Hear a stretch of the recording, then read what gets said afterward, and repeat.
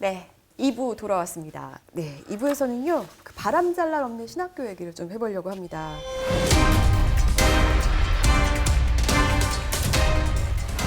총신대에서 현직 교수들에 대한 성희롱 발언 전수조사가 있었다면서요? 예. 네. 총신대학교 학생들이 현직 교수들의 성희롱 발언 전수조사 실태를 11월 18일 공개했습니다. 네. 총신대는 10월 초에 신학과 교수 한 사람이 네. 헤어롤을 한 학생에게 외국에서 길거리의 화장은 매춘 행위라고 발언을 해서 논란이 있었습니다. 이런 그래서 발언을 했단 말이에요. 예. 왜? 그러니까 이분들의 멘탈이 이렇다는 것이죠. 예, 그래서 끝내 성희롱 문화를 근절하겠다며 전수조사를 이제 실시하게 됐는데요. 네. 학생 자치활동 이름으로 결과를 공개했습니다. 네. 그래서 총 5명이 있고 전부 남성이고 총 18건 중에 현재 핵심 보직을 맡고 있는 그 어느 교수 사례가 10건. 이 사람 이름 까야 되는 거 아닙니까? 아, 이쯤 되면 상습범이네. 아직 개념이 없구나. 예. 예. 그래서 그는 여성을 닭에 빗대서 그 희롱하는 영계와 노계라는 말을 쓰기도 했고요. 그 갑자기 닭은 분노하게 되네, 이 말만 들어도. 네. 노계보다 영계가 맛있다. 또 이런 식으로 막말을 했죠. 예. 그리고 여자친구를 선물에 빗대서 표현했고요. 네. 선물로 빗대서 어떻게 얘기를 했냐면요. 한 번 풀어본 선물이나 여러 번 풀어본 선물은 다를 수 있다. 아, 예, 그런 식으로 얘기를 했고 또 여자들은 죽은 악어 가죽 고가 이 패션 제품이죠. 네. 또 대화한다면서 그러니 뱀이 여자에게 같다고도 말을 했습니다. 그리고 한 학생에게는 누가 와서 동침하자고 유혹한 적 없느냐라고 묻기도 했고요. 반동성애 운동에 활발히 나서고 있는 그 또 한 교수는 네. 남녀 성기 구조를 설명하면서 이를 동성애와 연관짓기도 했고 그래서 그 생물학과에서나 가르치지 뭐 신학과에서 이런 걸 가르쳐요? 그게 말입니다. 예. 그리고 또 다른 한 교수는 수업 중에 카페에서 아주머니들이 소위 남자를 따먹는 이야기를 하고 있더라며 저급한 어휘를 사용했고 지금이 화장 안 해도 가장 예쁠 때다 라면서 학생들의 외모를 평가하기도 했다는 따먹었다. 사실이 예, 예.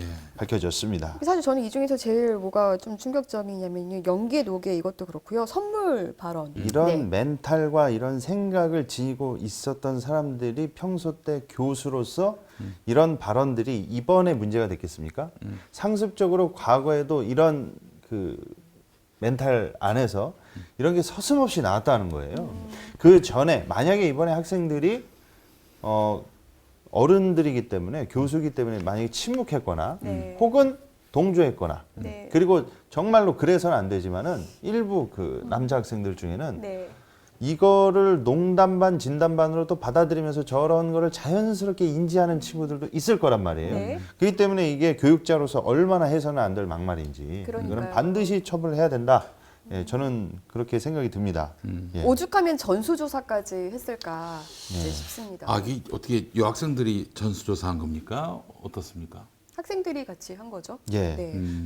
이렇게 학생 당사자들이 이렇게 목소리를 낸다는 것이 얼마나 참 다행스럽고 바람직한가 하는 생각을 해봤습니다. 예. 네, 그러니까 시대가 그래도 많이 변했다 이런 생각을 좀 하게 되는 것 같고 사실 학생들이 아무 소리도 못했던 시절들이 있었잖아요. 예. 네. 그런데 이제 문제는 이렇게 교수를 또 두둔하는 성명서를 내신 분이 있더라고요. 예, 성산 생명윤리연구소 이명진 소장이 대표로 있는 곳에서 네. 강의 중 성희롱 논란을 빚은 총신대 이상원 교수를 두둔하고 발언을 공개한 학생들을요. 오히려 이걸 공개한 학생들을 비판하는 성명을 11월 26일 날 발표했습니다. 네, 내용이 어떤 내용인가요? 제가 그걸 그대로 좀 네. 읽어드리면요. 총신대 사건에 대한 성산윤리연구소의 입장이라는 네. 제목으로 최근 개혁주의 신학대학인 총신대에서 기독교 윤리를 가르치는 이모 교수를 성차별, 성희롱 발언 교수로 지목하는 사건이 있었다. 네. 창조질서에 입각한 의학적, 생물학적 지식을 전달한 교수의 강의 내용을 성차별이라는 세속적 판단 범주에 끼워놓고 네. 성희롱이라는 상식에 벗어난 음해성 주장을 하는 학생들의 행태에 큰 실망과 우려를 금할 수 없다. 네. 더욱이 기독교 가치관과 윤리를 가르치는 대학에서 정당한 교수권에 대항하는 이러한 일부 학생들의 불순한 행태에 충격을 금할 수 없다. 성경적 세계관과 기독교 가치와 윤리를 추구하는 성산생명윤리연구소는 총신대학교를 사랑하고 아끼는 마음으로 다음과 같은 사항을 총신대학 측에 요구한다. 총신대학교는 학생의 입장을 벗어나 정당한 교수권에 대항하며 학문적 표현을 왜곡하는 학생들의 잘못된 행태에 대해 엄중한 책임과 징계를 통해 교수들의 정당한 교권이 침해받지 않게 하라. 오히려 학생들을 징계해라. 예, 네. 그렇습니다. 총신대학교는 이 교수의 강의에 대해 문제를 제기한 학생들을 지도하고 네. 해당 학생들의 반성과 진솔한 사과를 요구한다.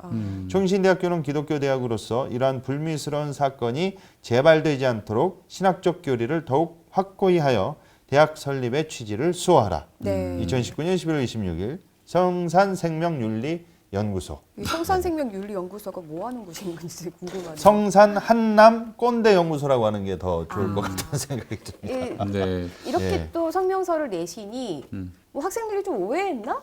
근데 이런 생각을 해볼 수도 있을 것 같아요. 이건 말도 안 되는 이 내용을 보면은 네. 이 교수들이 정말로 이 시대착오적인 성차별적인 성희롱적인 발언들인데 네. 이거에 있어서 이러한 입장 표명을 내고 오히려 이거에 문제 제기를 한 여학생들을 징계하라고 한다? 네. 이 성산생명윤리연구소도 저는 좀 문제가 심각한 이 멘탈 정신이 심각한 문제가 있는 성차별윤리연구소가 아닌가. 네, 윤리 짤 좀 떼야 된다고 생각합니다. 자, 그 이명진 소장이 지금 네.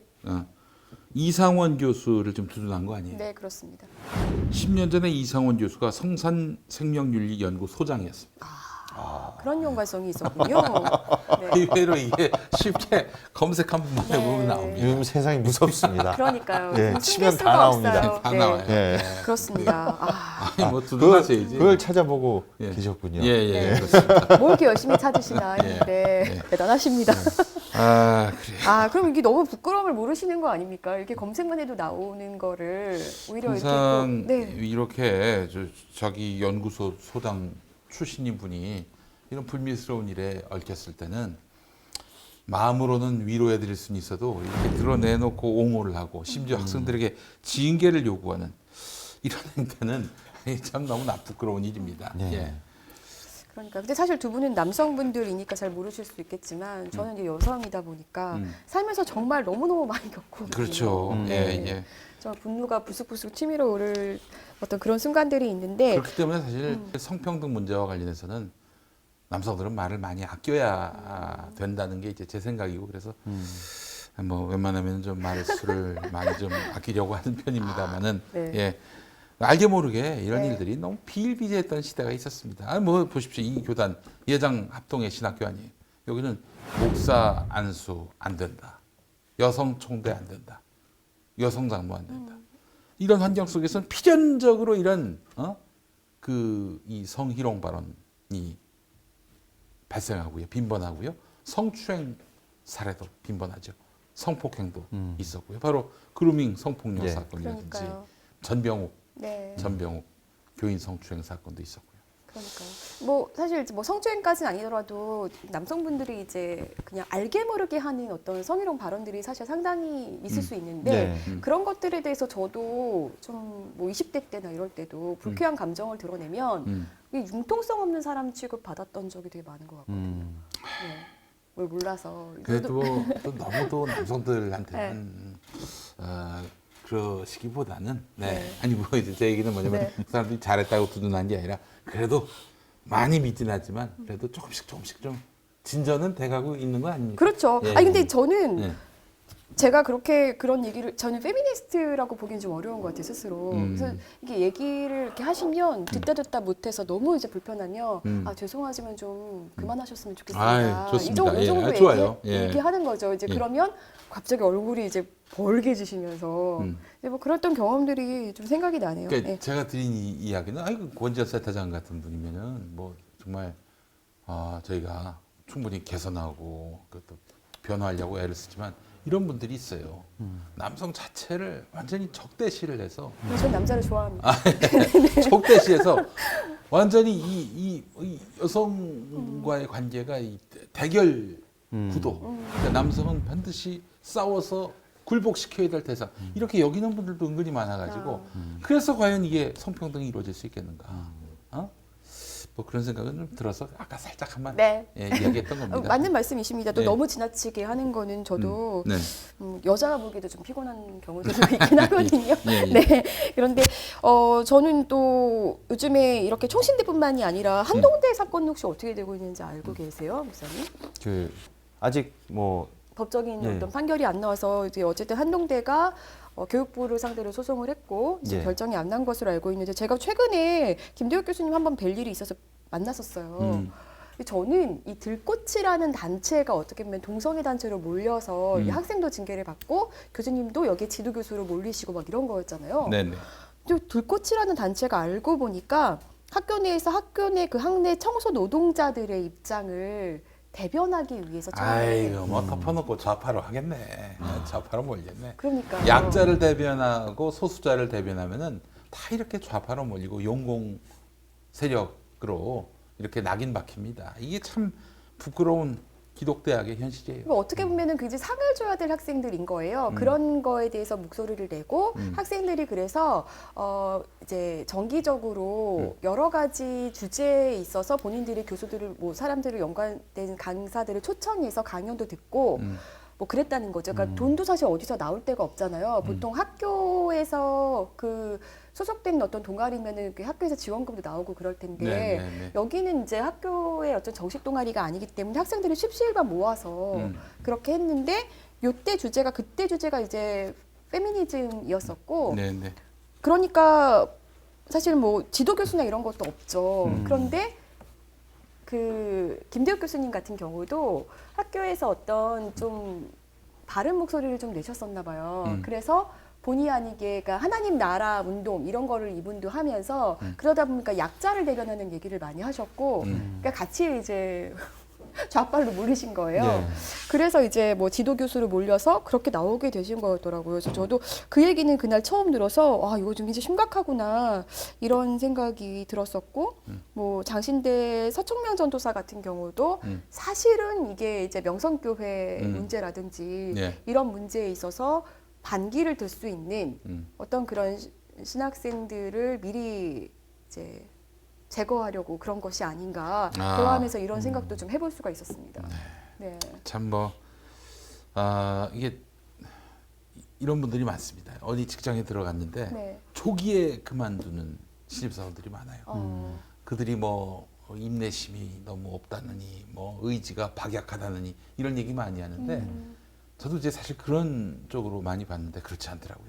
젊은 사원들이 일찍 그만두는 가장 핵심적인 이유는 뭐냐면 바로 나를 봤을 때 아, 내가 10년 후에 저 사람이 된단 말이야. 야, 미래 없다. 가망 없다. 하고 사표를 던지는 거예요. 저의 퇴사 이후에 한 50%. 아, 그래요.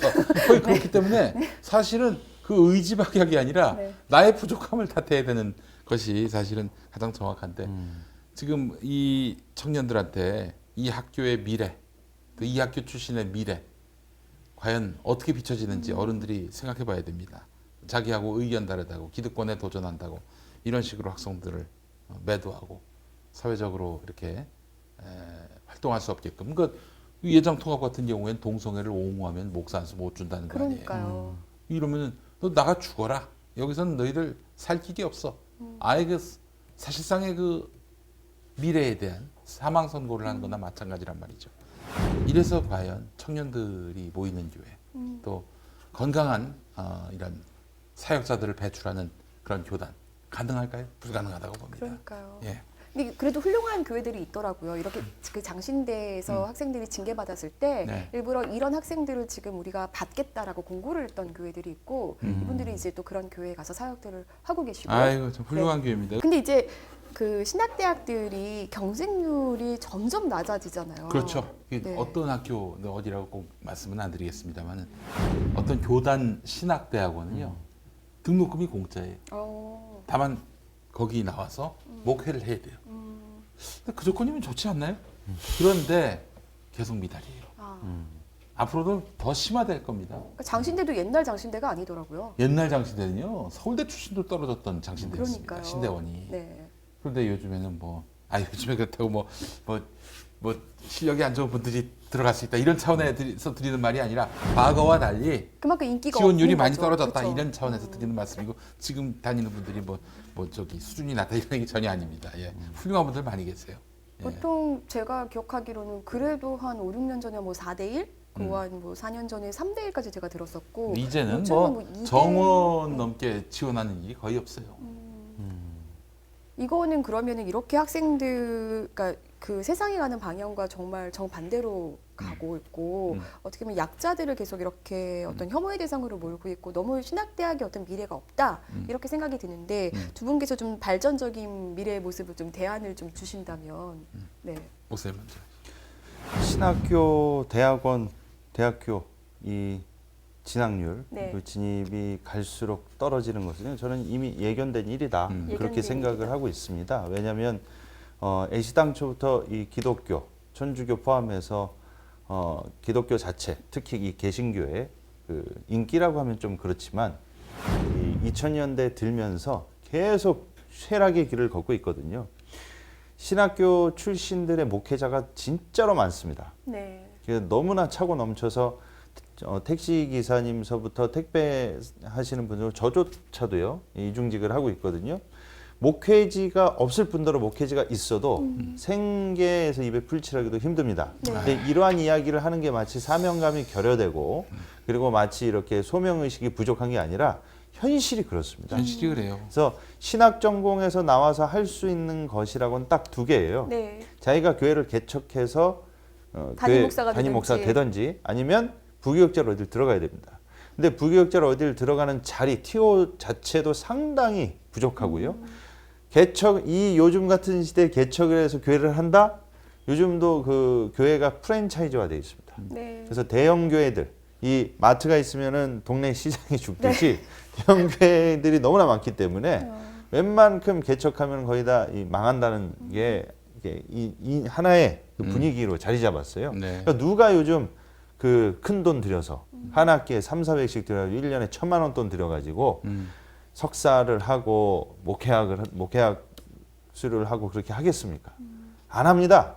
그러니까 진짜로 어떻게 보면은 이게 장단점이 있는데요. 그래서 네. 요즘 정말 신학하는 사람들은 또 한편으로는 진짜 부르심 받은 사람들이 아니냐 아, 그렇지. 그런 얘기도 있을 정도입니다. 네. 예. 그러니까 이제 우리 김디모데 목사님처럼 세상을 향해 열린 목회를 하시는 이런 분들이 사실 그 앞서간 길을 가시는 분들이에요. 뭐 물론 그에 따른 고역과 고충이 또 있으시겠지만은 이 교회에 갇혀가지고 교회 안에 몰입된 이제 기독교는 이제 더 이상 미래가 없는 것입니다. 그런 의미에서 보면은 지금 이 전광훈이라든지 대형 교회라든지 이른바 TV 채널에서 설교하는 이 목사들이 한국 교회를 너무나 과잉 대표하고 있어요. 네, 맞습니다. 그래서 저희 평화나무 같은 단체가 만들어진 이유도 한국 개신교회 지금 TV에 나오는 돈 많은 교회 목사들만 있는 게 아니다.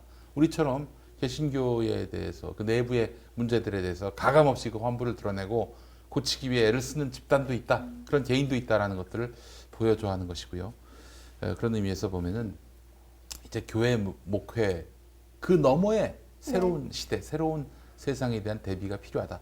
그 비전을 교회가 보여줘야 되는데 신학교가 보여줘야 되는데 참 신학교가 갈수록 노후화돼 가고 있습니다. 신학교마저도 대형 교회의 어떤 자본에서 제대로 목소리 내시는 분들은 다 자꾸 쫓겨나고 있고 네, 답답합니다. 예. 네, 답답함이 점점 더 커가지만 그래도 저희는 또 희망을 버리지 않고 계속 또 달려나가야 될 것 같습니다. 네.